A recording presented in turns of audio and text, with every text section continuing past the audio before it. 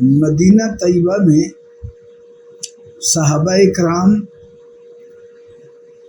جب یہودیوں کو اسلام کی دعوت دینے کے لیے جاتے تھے تو یہودیوں کے پڑھے لکھے لوگ وہ مسلمانوں سے یہ کہتے تھے کہ ان اللہ عہد الینا اللہ نؤمن برسول حتی یأتینا بقربان تأکلہ النار، کہ ہم ایمان نہیں لائیں گے اس لیے کہ اللہ نے ہم سے یہ عہد لیا ہوا ہے اور ہمیں یہ چیزیں انبیاء نے بتائیں کہ دین حق وہ ہوگا، نبی برحق وہ ہوگا جو قربانی کا عمل لے کے آئے گا، قربانی کا حکم دے گا۔ اور پھر یہود سے پہلے حضرت آدم سے لے کر حضرت عیسیٰ علیہ السلام تک تمام مذاہب میں قربانی کا عمل کسی نہ کسی شکل میں آج بھی موجود ہے۔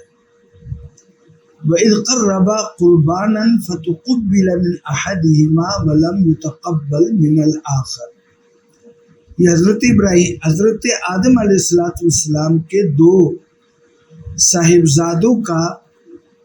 اس میں واقعہ بیان کرتے ہیں کہ دونوں کو حکم ہوا اور دونوں نے اپنی اپنی قربانیاں پیش کی۔ ایک نے غلہ پیش کیا، دوسرے نے بڑا فربا قسم کا مینڈا پیش کیا۔ قربانی کے قبول اور عدم قبول میں کئی چیزیں کار فرما ہوتی ہیں۔ سب سے زیادہ اہم بات کہ مال حلال اور طیب ہو، اور اس کے ساتھ ہی یہ عمل اللہ کی محبت اور اللہ سے تعلق کا بھرپور مظاہر ہو، بے پناہ محبت کے رشتہ سے اور جذبے سے سرشار ہو۔ اللہ رب العزت خود فرماتے ہیں لَن يَنَالَ اللَّهَ لُحُومُهَا وَلَا دِمَاؤُهَا وَلَكِنْ يَنَالُهُ التَّقْوَى مِنْكُمْ، اللہ کو اس ذبح کیے ہوئے جانور کی کوئی گوشت یا اس کی کسی دوسری چیز کی ضرورت نہیں ہے، نہ اس کے خون کی ضرورت ہے۔ اللہ تبارک و تعالی اس میں تمہارے تقوی کو دیکھتے ہیں۔ لن تنالوا البر حتى تنفقوا مما تحبون، فرمایا کہ نیکی یہ ہے کہ جس چیز سے آپ کو محبت ہو اور بھرپور محبت ہو اور اس کی محبت آپ کے دل پر چھا چکی ہو، اس چیز کو آپ اللہ کے راستے میں قربان کریں۔ اس کے نظائر انبیاء کی زندگیوں میں، صحابہ کی زندگیوں میں اور امت کے صلحاء اور اولیاء کی زندگیوں میں، مسلمانوں کی زندگیوں میں بے انتہا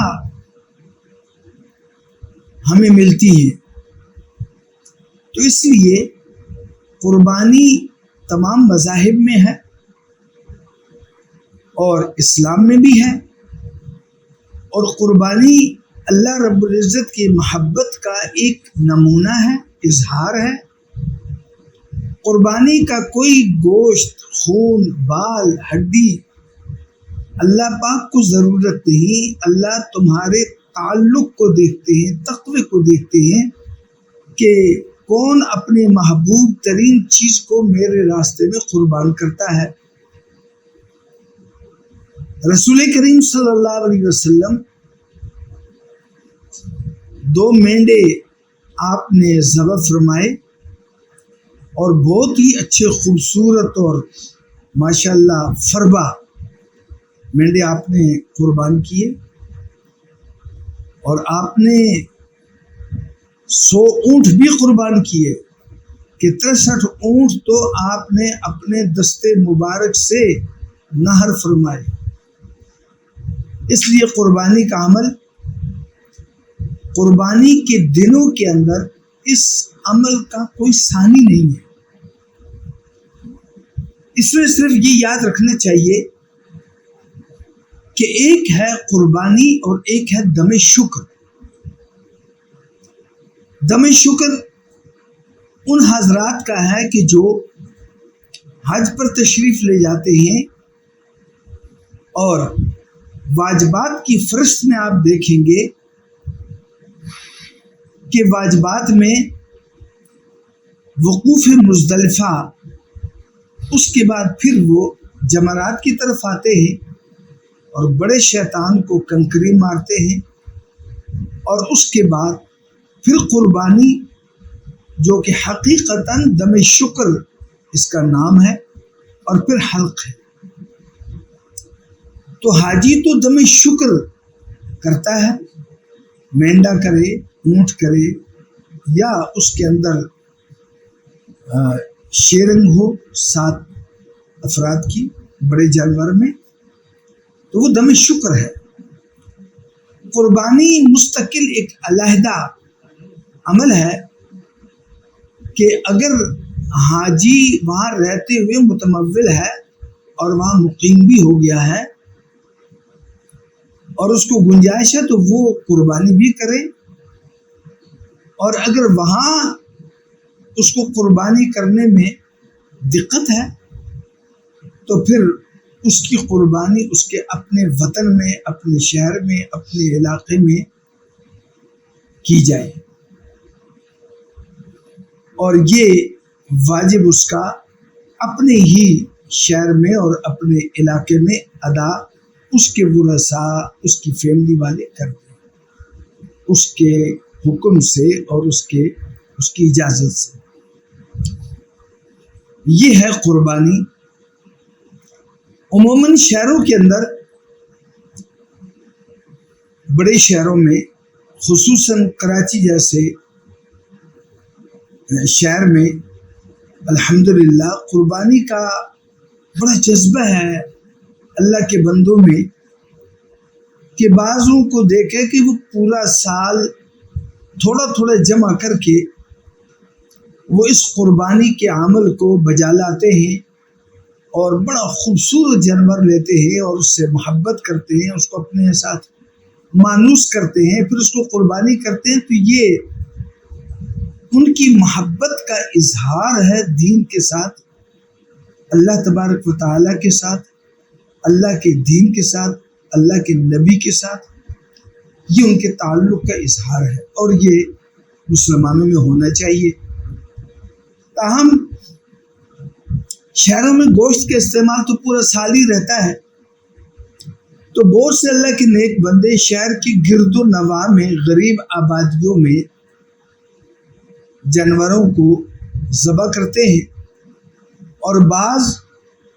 اپنے ہاں ذبح کر کے اور اس کے گوشت کو گرد و نواح کی کچی آبادیوں میں تقسیم کر دیتے ہیں. بہت مبارک عمل ہے. اللہ تبارک و تعالیٰ شہروں میں عطا فرماتے ہیں، گوشت ملتا رہتا ہے، اور اس کی لالچ بھی نہیں کرنی چاہیے کہ جو اللہ سارا سال کھلاتے رہتے ہیں تو وہ قربانی کے بقیہ دنوں میں بھی کھلائیں گے. تو حسب ضرورت قربانی کا گوشت رکھ لیا جائے، باقی غربا، مساکین، اقربا میں صرف ہو جائے، تو یہ شریعت کا تقاضا پورا ہو جاتا ہے. تاہم پھر بھی بعض حضرات کے ہاں اپنی اپنی قربانی ہوتی ہے تو ان کو گوشت کی ضرورت نہیں ہوتی، تو اس کا بہترین طریقہ یہی ہے کہ گرد و نواح کی کچی اور دور دراز دشوار گزار علاقوں میں اپنے مسلمان بھائیوں تک اس گوشت کی نعمت کو پہنچائے. قربانی کے گوشت کے اندر یہ وسعت شریعت مطہرہ نے ہمیں دی ہے کہ یہ مسلم اور غیر مسلم یہ سب کو دیا جا سکتا ہے۔ اس میں ایک غیر مسلموں کے ساتھ دل جوئی اور ان کو اپنے دین اور مذہب اور اپنے اخلاق سے متاثر کرنے کا بھی ایک پہلو نکلتا ہے، جبکہ گوشت کے مقابلے میں زکوٰۃ دینا ان کو درست نہیں۔ اسی طریقے سے اللہ کے بہت سے نیک بندے وہ شمالی علاقہ جات، دور دراز پہاڑوں اور جنگلوں اور دیہاتوں میں، جہاں نہ ان کے پاس اتنے وسائل ہوتے ہیں اور وہ طویل عرصے تک گوشت کو ترستے رہتے ہیں، اور گوشت ان کی ضرورت بھی ہوتی ہے ان ٹھنڈے علاقوں میں، تو ان تک گوشت پہنچانے کے لیے شمالی علاقہ جات سے تعلق رکھنے والے جو حضرات شہر میں موجود ہوتے ہیں، ان کے توسط سے خصوصاً ائمہ مساجد اور مدارس کے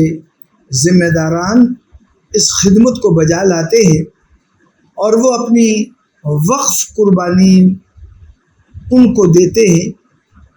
اور ان کے ذریعے سے وہ دور دراز علاقوں میں سستی قربانی، اور پھر اس پر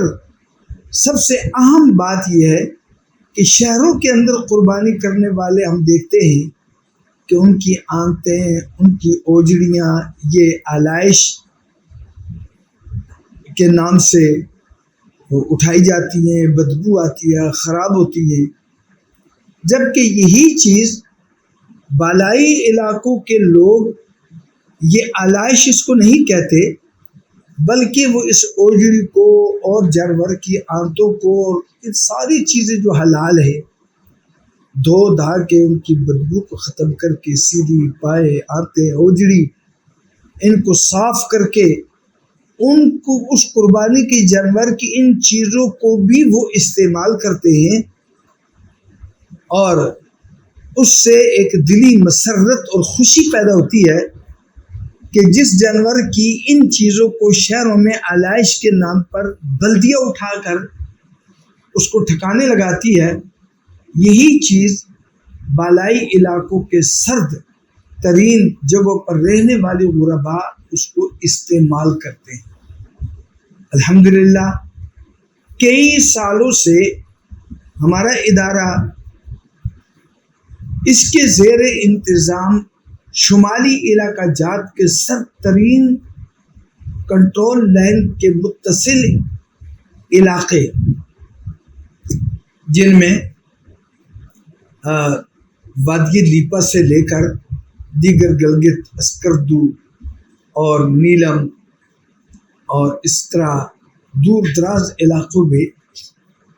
ہم اپنے ان دوست احباب جو ہم سے رابطہ کرتے ہیں اور اپنی وقف قربانی کے لیے ہم پر اعتماد کر کے وہ ان علاقوں میں کرنا چاہتے ہیں، تو ہم ان کی اس وقف قربانی کو وہاں کرتے ہیں، اور پھر اس میں وہ علاقے والے 20-25 گھروں میں ایک قربانی جو دے دی جاتی ہے، تو اس میں وہ ذبح بھی خود کرتے ہیں، ذبح کا خرچہ بھی منہا ہو جاتا ہے، گھاس پھوس بھی انہی کا ہوتا ہے، اور اس کی کھال بھی وہی استعمال کرتے ہیں،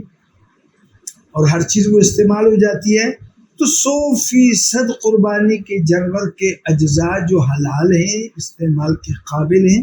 وہ وہاں استعمال کر لیے جاتے ہیں۔ ہم آپ کو یہاں پیچھے آپ دیکھیں گے وہ علاقے، وہ کچی اور مٹی کے گھر جو برفانی